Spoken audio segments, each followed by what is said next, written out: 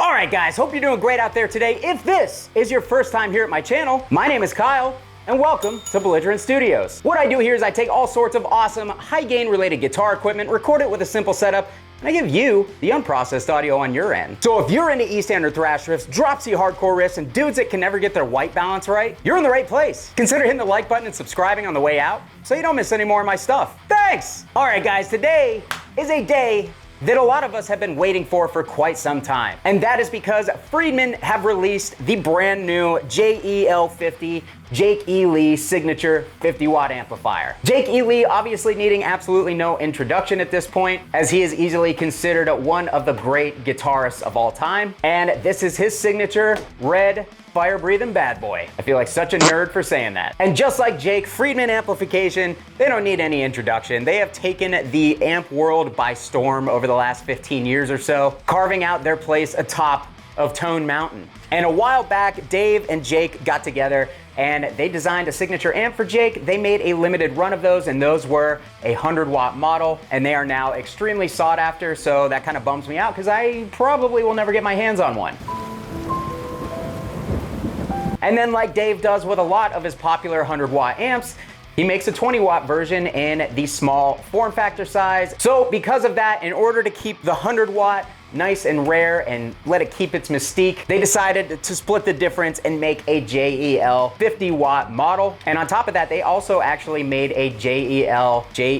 I actually don't know what the model is, but it's the IRX, basically, with the Jake E. Lee voicing. If you guys would like to see a video on that, make sure you sound off in the comments, because I'm gonna send those comments to Boutique Amp Distribution and show them that you guys actually wanna see me demo that. But yeah, I actually got to hang out with Dave at Sweetwater's Guitar Fest a couple of months ago. We sat down, we dialed in some tones of this bad boy, and it was sounding incredible. And that was in a crowded room where you could barely hear anything. I was still impressed with it. So huge thank you to Dave for sending this amp out to me in order to make this video for you guys. Now, one thing that you guys should know, full transparency, this is a sponsored video. I'm not exactly sure what's going on, if I'm being paid or there's trading for gear, whatever, but I'm gonna be compensated in some way, shape, or form for this video. So I felt like that was really important to share with you guys, the audience. So feel free to take everything that I have to say with a massive grain of salt. You're more than fair to do so, but just know I'm gonna give you my honest thoughts and opinions, like I always do. I don't know why I said it like that. So as far as Friedman's go, this is a fairly stripped down amplifier, guys. I believe that it was supposed to be built off of a 2203, well, the 100 was built off a 2203 platform. I'm probably totally wrong on that. But basically this thing has a couple of bright switches a la, you know, the Jose Mod type thing.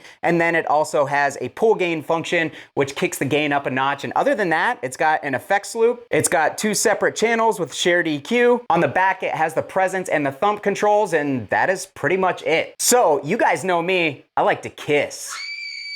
Keep it simple, stupid. I really like simple amplifiers. I don't know why. Just the less that there is going on with the amp, the less I end up tweaking the knobs and stuff and tweaking my own nipples, and the quicker I get down to butchering every guitar riff that I know. So that's what we're gonna do now. We are gonna jump into some tones. For that intro clip, I was using my Balaguer Typhon with the Seymour Duncan distortion in the bridge. We were actually boosting the amplifier with a Boss SD1. Now, before you get your panties all twisted up and you have to take them off and everybody sees the skid marks on them and you embarrass yourself, I will be playing this amplifier with no boosts. I'll also be playing it with boosts. I may actually be installing the old Legendary Tones Mr. Scary mod, so stay tuned for that. But yeah, we're gonna do a variation of things. I've got multiple guitars with different pickups in it so you guys can hear how it sounds with actives and PAF style pickups and lower tunings. We're gonna kind of put this thing through the gambit. So just to refresh your memory, here was that intro tone again.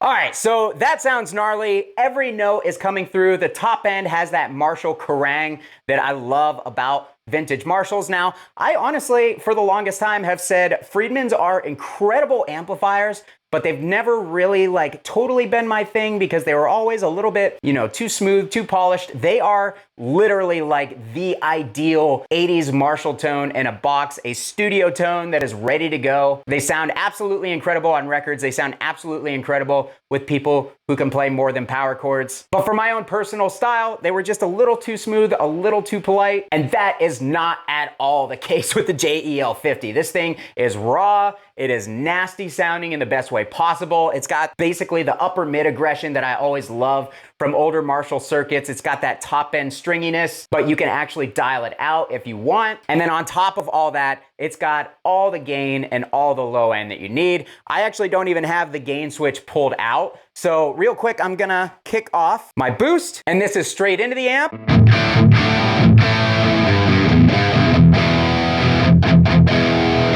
That is probably overloading the SM57. This amp has more low end than any other Friedman amp that I've ever played. If you've ever thought that Friedmans don't have enough of those low frequencies, this is the one for you. So that is what the bright switch is in the middle. Let's go ahead, let's pull out that gain switch and you guys can see how much more gain this adds.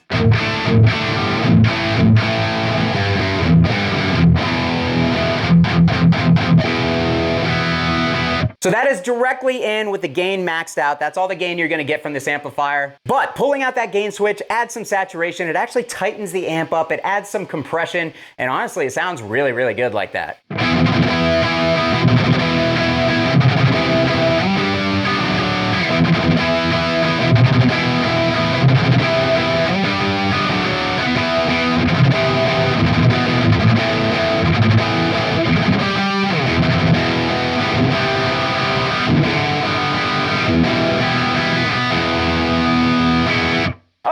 That's nice. That sounds really, really good straight into the amp. Let's kind of, everybody knows that this thing is going to be able to do the vintage racist uncle rock tones and the 80s stuff, but just because it's part of my spiel, I'm going to grab a guitar with Seymour Duncan Antiquities and we're going to lower the gain just a little bit. Just a little bit.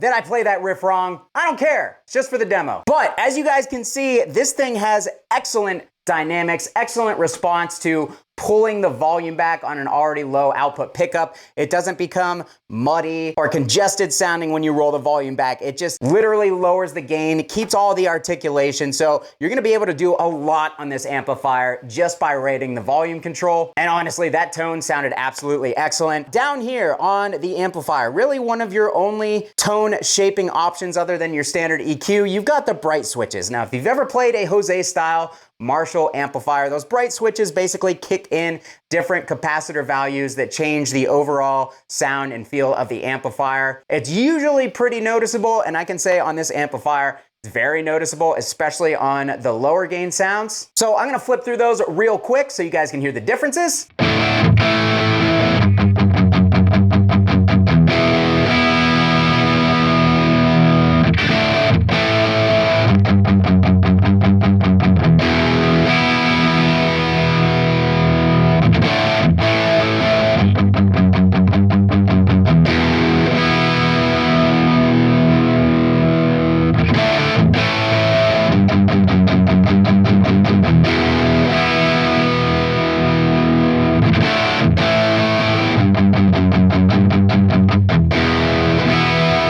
So as you can see, noticeable differences. The big difference for me is in the feel of the amp. Switching them between the bright switches can actually tighten or loosen the amplifier. It can kind of round out the lows and the lower mids and make it feel a little fatter, a little chewier. So you're gonna have a lot of different combinations to play with as far as those bright switches to kind of get that tone and the feel that you're looking for. I personally really like them both direct in the middle. That just feels the most natural for me. And then also, that's what takes an overdrive the best. So we have not pulled the gain switch out. So we're gonna slap this thing in the nuggets with a boost. We're gonna hit the Boss SD1 Wazacraft again.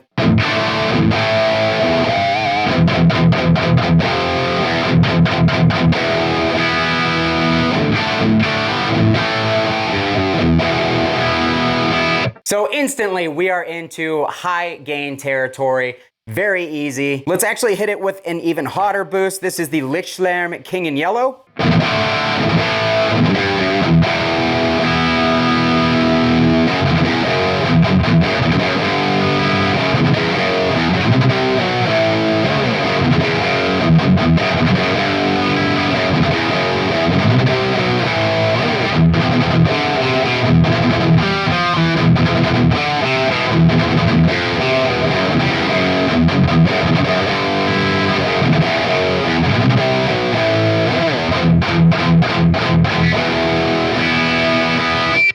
So as you can see, even with the gain switch not pulled out or the gain pot not pulled out, if you hit it with a decently hot overdrive, even if you've got a guitar that has low output pickups, you can easily get this thing into metal territory. Now, you guys heard that last clip. I'm gonna go ahead, kick this boost off, and we're gonna pull the gain out.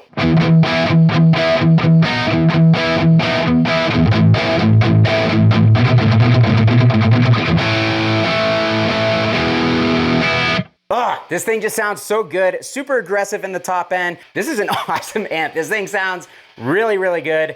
I'm having fun. Can you tell? Let's grab a guitar with some active pickups and see how it responds to those. All right, guys, we're gonna do the EMG 81 in the bridge, and then we are gonna switch to a Fishman Fluence Modern. This is going to be straight into the amplifier with the gain pot pulled out.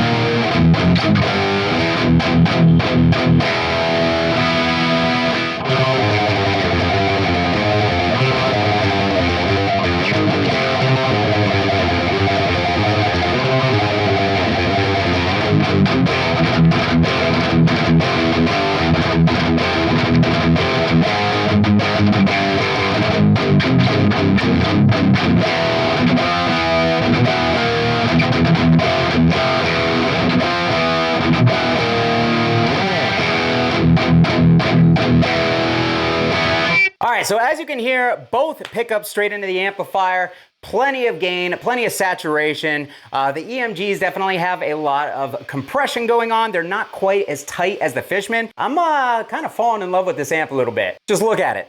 Drop C.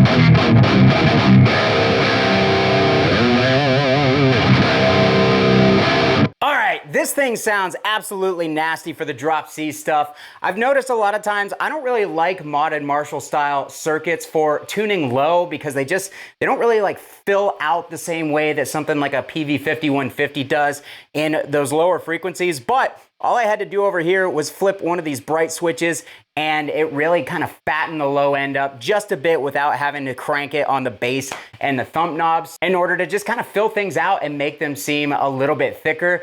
I'm a huge fan of this thing for drop tuning, and frankly, for every tone that I've played through it by far. This is easily my favorite Friedman that I've played up to this point. So with all that said, let's switch to the stupidly low tunings. All right guys, Schecter PT Hellraiser Hybrid with an EMG 57 in the bridge, and just like with the drop C riff, we're going straight into this thing.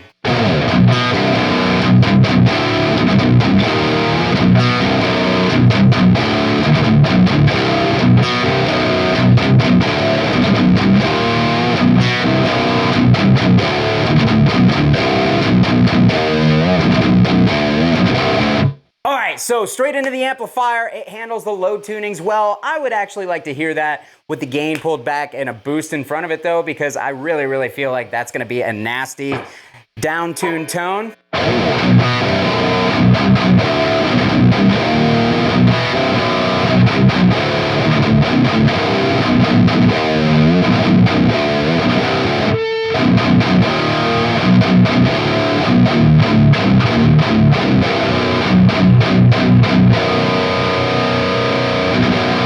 I'm having too much fun to end this video here, so I'm gonna grab a different guitar. We're gonna go back up to E standard and maybe play one more riff. All right, guys, so I have my Gibson Les Paul Studio Limited Edition here with the 498T in the bridge. For most of the demo, I had the treble pulled way back, and on the back, I had the presence cranked up quite a bit, and that's because the treble seems to have this like really clanky high frequency that is associated with it, and in order to kind of minimize that, I originally just had the treble pulled way back and used the presence as far as like my overall brightness for the amp. So I figured, why not switch it up? Why not basically go 50-50? So we have the treble right at noon, and then on the back, we have the presence just under noon. So you guys can get an idea of how that changes the top end of the amplifier. We've got the gain pot pulled out here. We've got the rest of the amp dialed as so, and we have that Boss SD1 Wazacraft on again.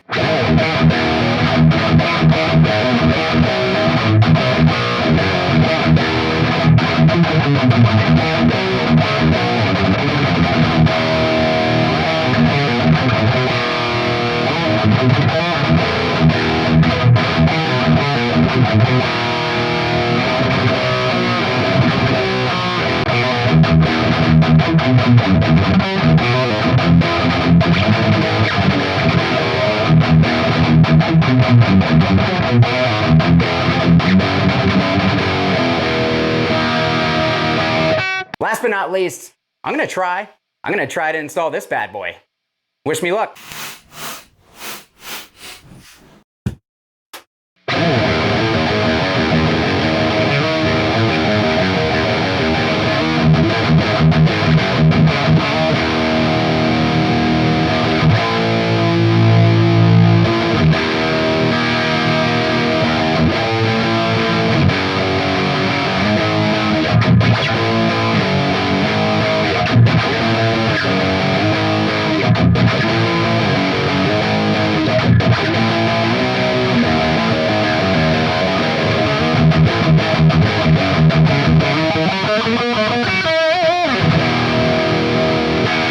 Dude, no boost necessary with the hot mod installed. As usual, it just takes the amp to a different level as far as gain and low end goes. As you guys can see, I've got the bass pulled back. I've got the gain on here pulled back. So if you felt that this amp didn't have enough gain, with everything maxed out and you are absolutely not a pedal guy, you can install the hot mod or the Mr. Scary mod and it'll get you there. But honestly, it's definitely overkill at this point. But overkill is the name of the game here at Belligerent Studios. So one final riff and we'll wrap it up.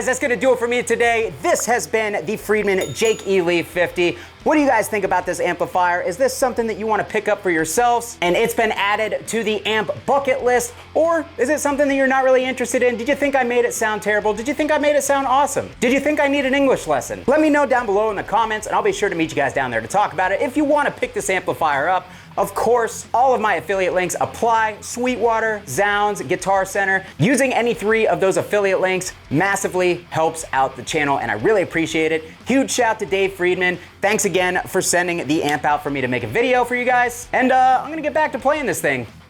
Bye!